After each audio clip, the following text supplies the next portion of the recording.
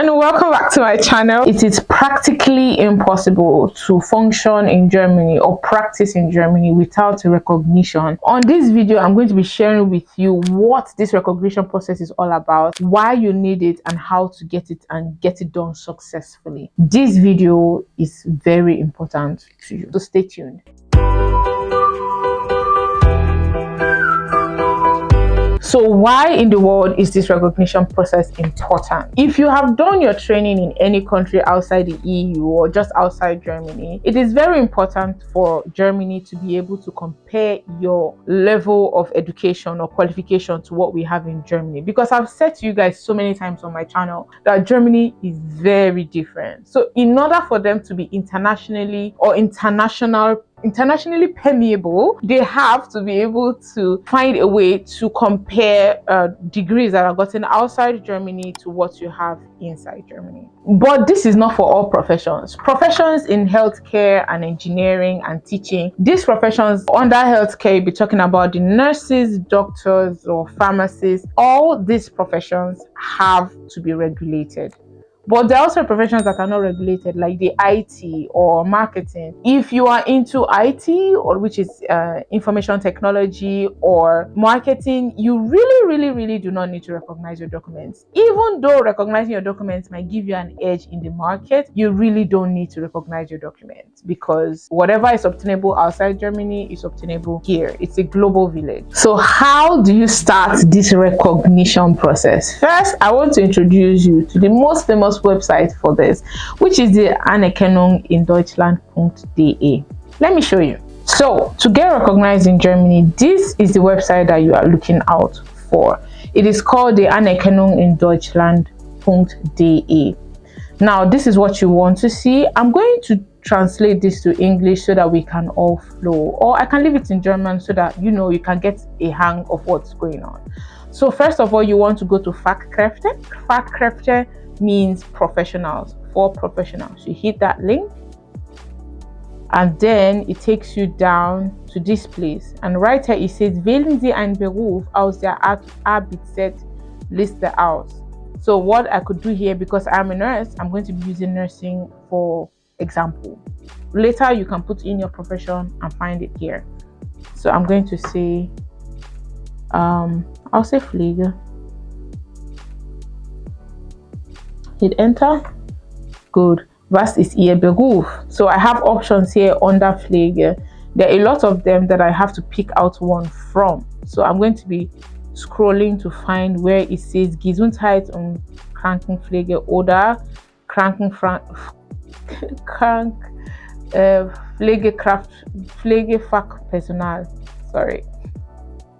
Pflegefachpersonal or Gesundheit und Krankenpflege.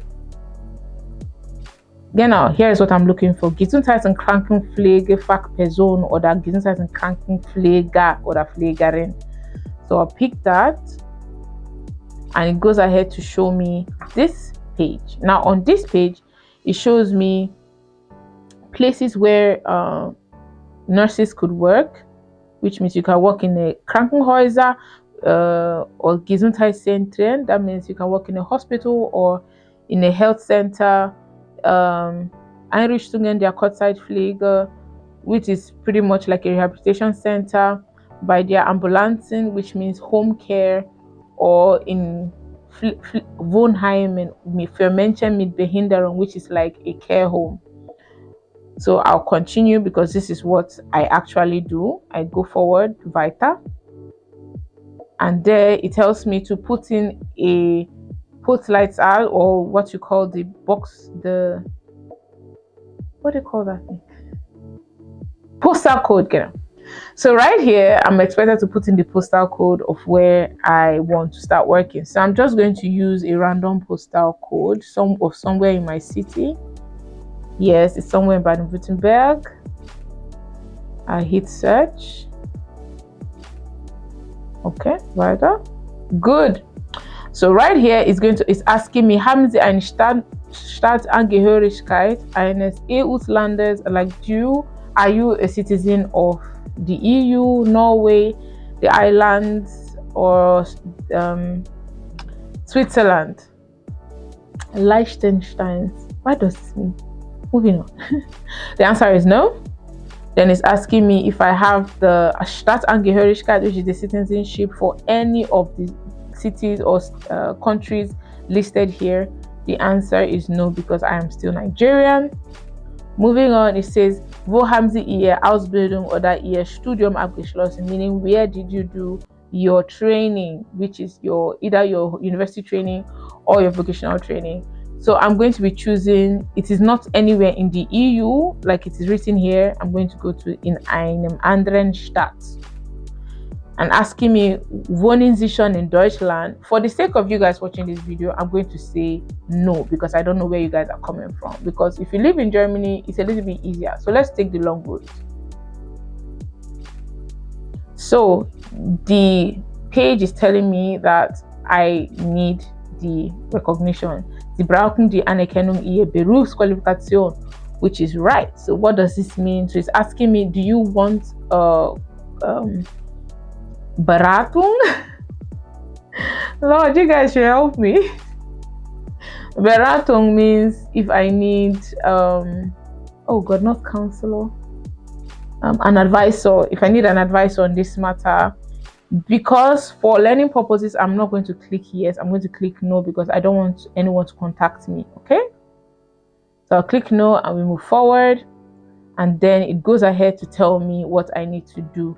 So first of all, one thing you must notice on this page is that it tells you the body that is responsible for recognizing your documents, and which is the Regierungspräsidium Stuttgart. Now this is for the postal code I put in, remember? So when you're going to be doing yours, put in the postal code of where you would like to work, preferably somewhere that you know people live, people who live there, okay, so that you are not an island on your own.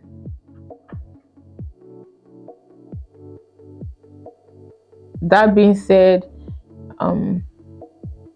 so it goes ahead to give me more information. The name of the Verfahren, which is this process, is called Einteilung der Erlaubnis zum Führen der Berufsbezeichnung. The requirements that I need to have for this Anerkennung, for this recognition, is all listed here, which is Gleichwertigkeit der Berufsqualifikation, gesundheitliche Eignung, persönliche Eignung und Deutschkenntnisse. For German, which is the Deutschkenntnisse, the Sprachenniveau is B2. That means you have to have a B2 for you to work in Germany as a nurse. But aside from that, you can also, if you speak German as a mother tongue, for maybe Germans who were born outside Germany and still speak German. If German is your mother tongue, you might want to click Deutsch. Or you might want to skip this part. Or if you have your Berufsausbildung, like if you did a training in German, then you don't have to worry about doing a German course or writing an exam in German. It goes ahead to tell us about how long this process takes and the cost of this process. So this process takes 1 + 4 months, which means about 5 months, so to say, and it costs about 350 euros to be completed. But you must also understand that there are other costs surrounding this thing.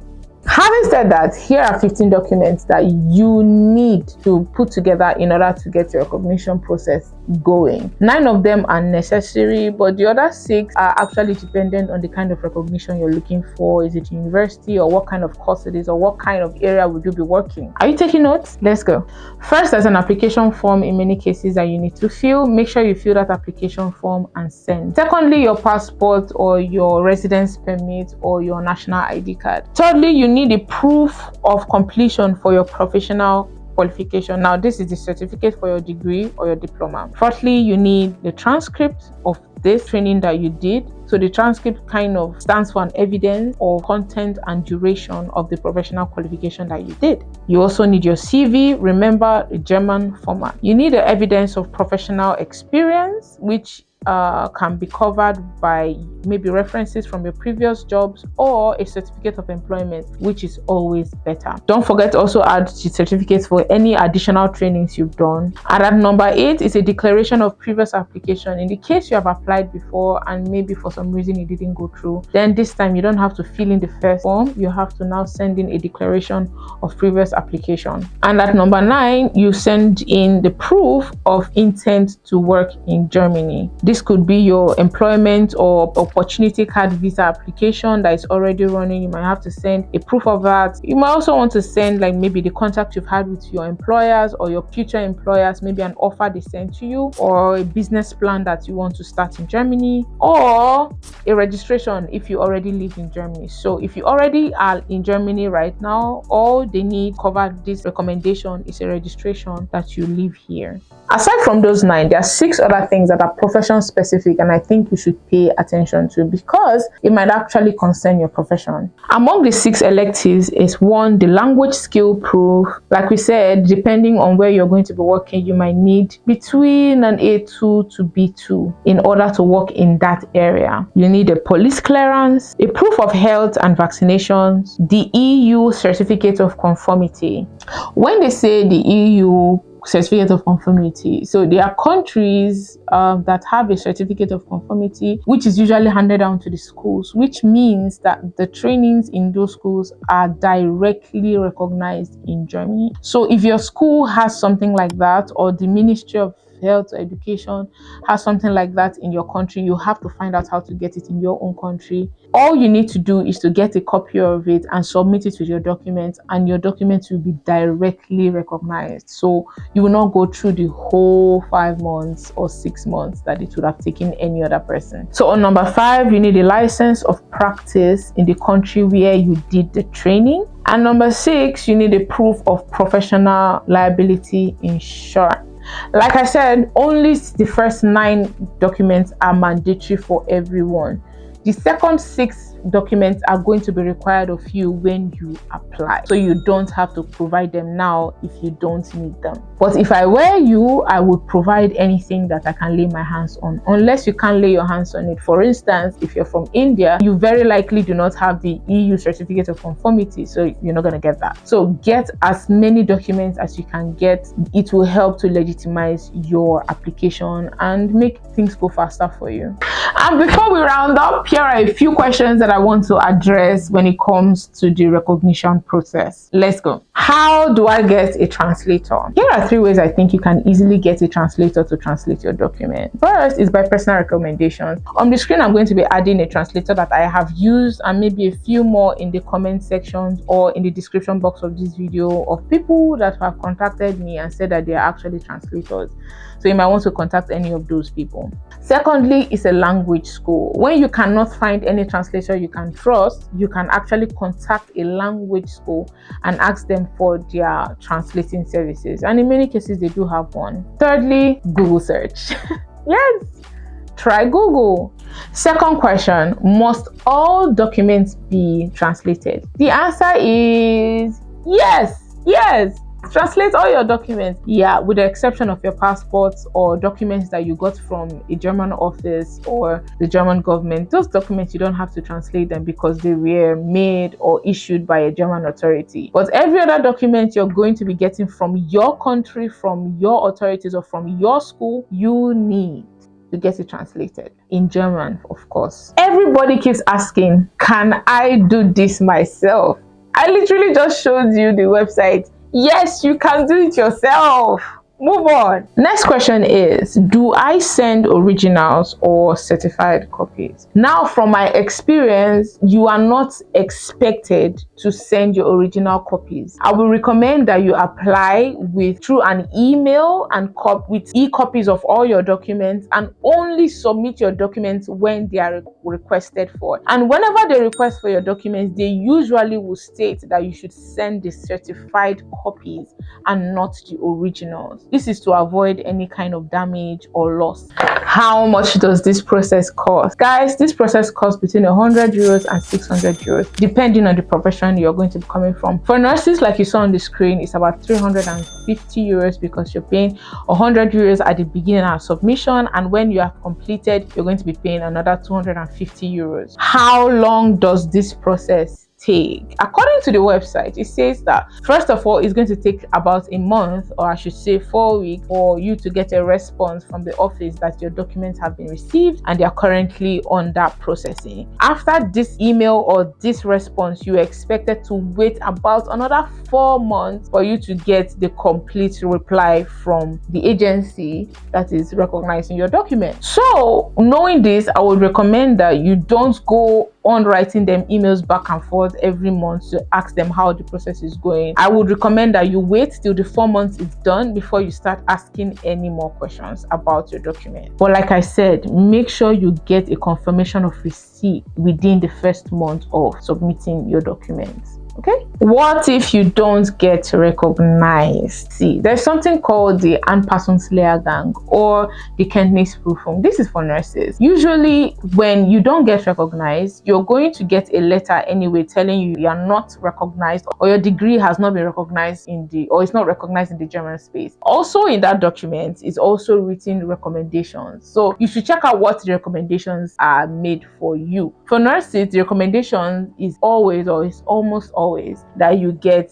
some internship time, which is the Anerkennung Praktikum Zeit, or you do the Anpassungslehrgang, which is usually 6 months of training, which is like a school classes you go for 6 months, or you do the Kenntnisprüfung, which is like an exam you write to get recognized in Germany. For many nurses, you don't have to do all three. I personally did just one, which is the Anerkennung Praktikum Zeit, which was just 4 months for me. But I know people who are doing 2 or all 3 of these options. But like I said, the body that is recognizing your documents will send you recommendations under the reply telling you things you should get done in order for you to be able to be recognized by the system. So it is possible that you might need to do additional courses. Can I get financial support? I get it. 100 euros to 600 euros is quite expensive for someone who is even still trying to get a job.